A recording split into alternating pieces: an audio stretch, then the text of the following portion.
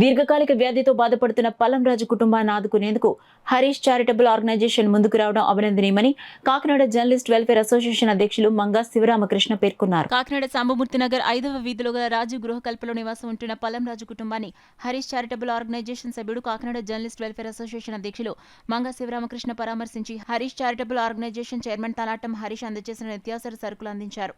ఈ సందర్భంగా ఆయన మాట్లాడుతూ పల్లంరాజు త్వరగా కోలుకుని తిరిగి మామూలు సేవ సాగించాలని ఆకాంక్షించారు.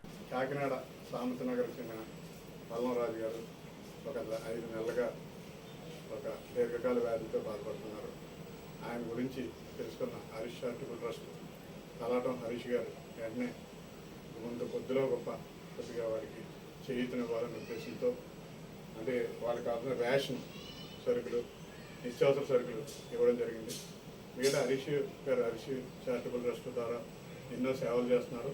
ఎవరికైనా ఇబ్బంది కలిగిందని ఆయన దృష్టిలోకి ఎవరైనా వెళ్తే జెన్యున్గా అతను ఇబ్బంది పడుతున్నారని తెలిస్తే వెంటనే ఆయన ముందుకు వచ్చి ఆర్థిక సహాయం కానీ, ఆయనకు కావాల్సిన నిత్యావసర సరుకులు కానీ ఇలాంటివి అందజేస్తున్నారు.